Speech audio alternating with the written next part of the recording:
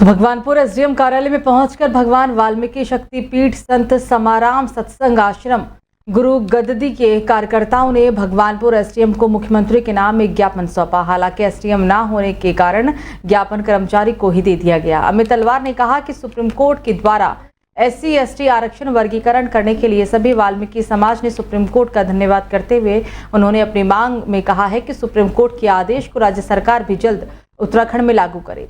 संगठन के लोगों ने कहा कि हम लोगों की गंदगी उठाने का काम करते हैं और हम अपनी बीड़ी को भी अधिकारियों के रूप में देखना चाहते हैं। माध्यम से आपका वैसे तो बहुत बहुत धन्यवाद करना चाहते हैं कि आप लोगों ने हमारी बाइट लेने का कार्य करा। हम आज भारतीय वाल्मीकि धर्म समाज और रायपुर गद्दी संत समागम समाज के सभी लोग मिलकर जितने भी हमारे युवा साथी हैं और हमारे सदस्यगण हैं, हमारी टीम जो है आज माननीय सुप्रीम कोर्ट का धन्यवाद और ज्ञापन देने के लिए आए हैं भगवानपुर SDM साहब को, क्योंकि वाल्मीकि समाज एक बहुत दबा कुचला समाज है। ये 75 वर्षों से हमारा जो ये मांग थी ये लंबी चली थी सुप्रीम कोर्ट के अंदर, और 1 अगस्त 2024 को जो ये सुप्रीम कोर्ट ने 7 जजों की बेंच ने जो ये हमारा वर्गीकरण का जो था मांग थी हमारी पास कर दी है, आरक्षण देने का कार्य करा।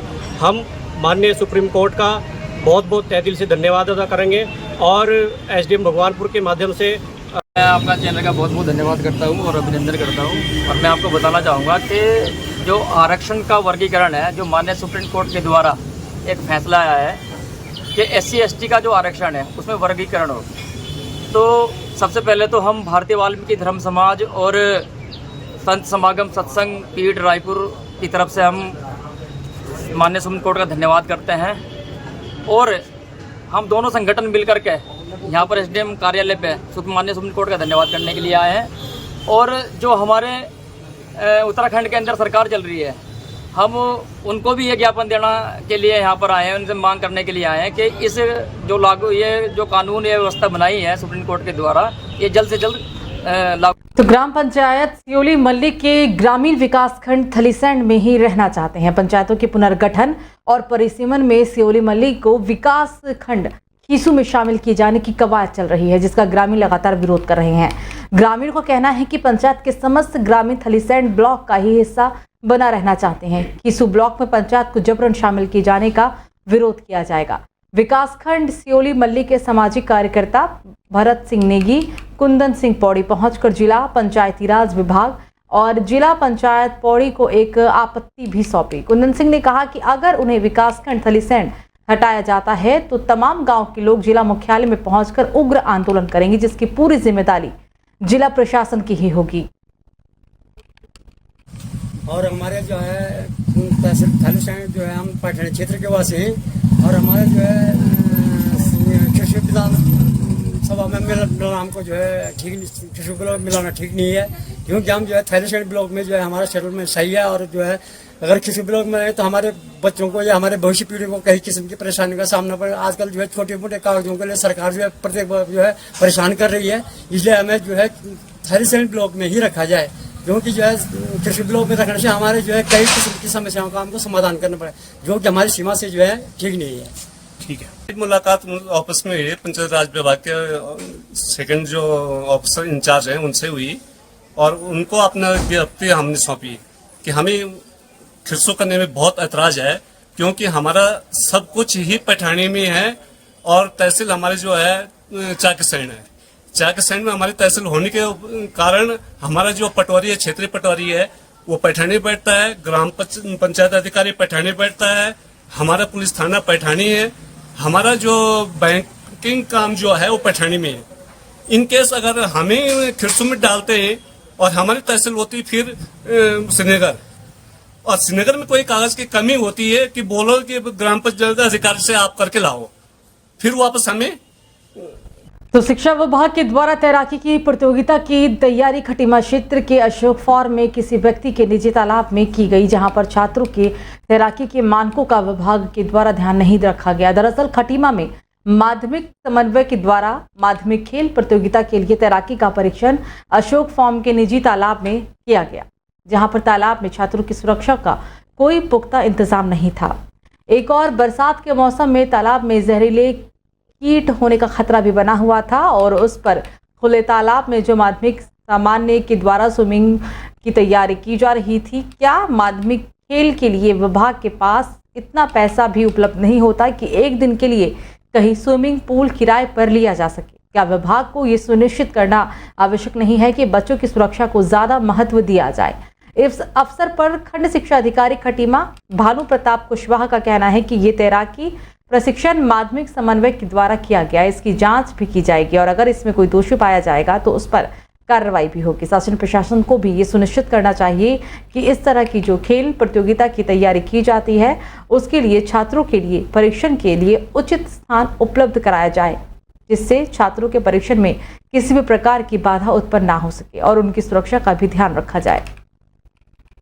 ये प्रतियोगिता नहीं थी, ये कुछ छात्रों को जो है स्विमिंग प्रतियोगिता के लिए तैयार करने के लिए शुरुआती उनका एक ट्रायल था, जिसमें कि सूट फार्म के मीडिया के द्वारा कुछ फोटोज मेरे को भी प्राप्त हुए हैं। मैं उसमें जो है अभी जो माध्यमिक समन्वयक जिन्होंने कि ये वाला ट्रायल किया है उनको बुलाया भी है और बुला करके उनसे पूछूंगा भी और मैं जाके स्थलीय निरीक्षण करके जो यथास्थिति है उसको देखूंगा और यदि कुछ गलत पाया जाता है तो उसके व्यक्ति के प्रति कार्रवाई भी की जाएगी। सर जी, जो भी कुछ भी गलत पाया जाता है तो जो भी जिम्मेदार व्यक्ति है उसके प्रति जो है विधिवत कार्रवाई विद्यमान की जाएगी।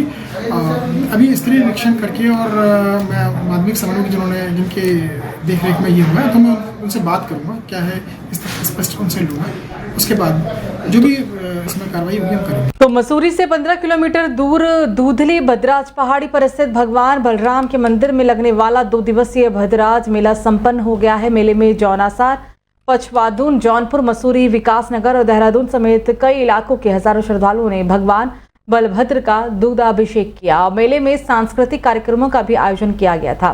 ये उत्तराखंड में भगवान बलराम का एकमात्र मंदिर है। मेले में हजारों श्रद्धालुओं ने भगवान भद्रराज का दूध, घी, मक्खन और दही से अभिषेक किया है। साथ में पशुओं की सुरक्षा एवं परिवार की खुशहाली की कामना भी की।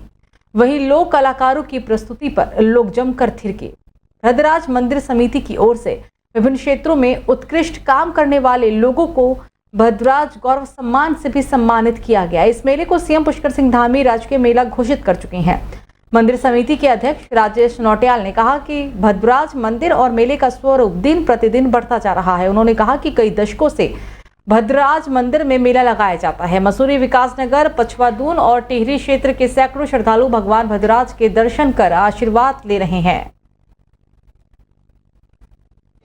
ये भद्रराज देवता की जय हो, ये हमारी एक आस्था का केंद्र है और ये पशुपालकों के लिए एक बहुत बड़ा वरदान होता है और पशुपालक अपने पशुधन से पहला जो दूध आता है वो निरक दूध यहाँ पर लाकर चढ़ाते हैं और भगवान बलभद्र महाराज जो है बहुत खुशी हो जाते हैं कि इस बिहड़ में भी आकर जो है लोग मेरे दर्शन करने आ रहे हैं, मनोकामना उनकी पूरी होती है।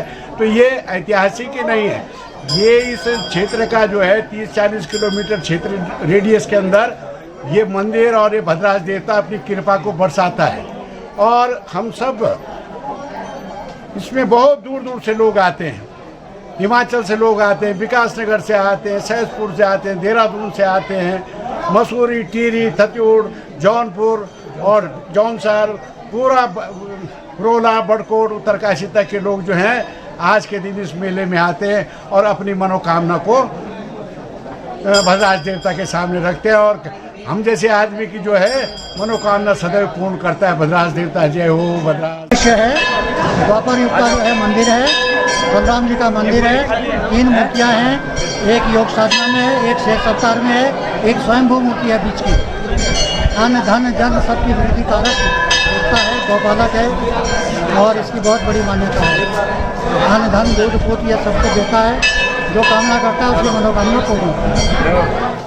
से भगवान भद्रराज देवता की कृपा से, भद्रराज देवता के आशीर्वाद से भद्रराज देवता का जो मेला है जो ये सावन भादों की संक्रांति में होता है, एक बहुत भव्य और दिव्य स्वरूप में होता जा रहा है।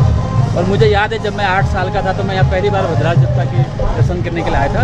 उस समय भी इसी तरह का मेले का कार्यक्रम होता था। हालांकि मेले का स्वरूप छोटा होगा, लेकिन कई सैकड़ों वर्षों से यह कार्यक्रम इस संक्रांति में होता आया है। मैं कह सकता हूँ कि भद्राज घाटी में पूरे क्षेत्र में, चाहे देहरादून का पछवादून हो, विकास नगर का बिनहार हो, जौनपुर टिहरी का, हमारा तमाम जो मसूरी का क्षेत्र हो, एक तरह से भगवान भद्राज घरों में, हर घर में कुल देवता के रूप में पूजे जाते हैं।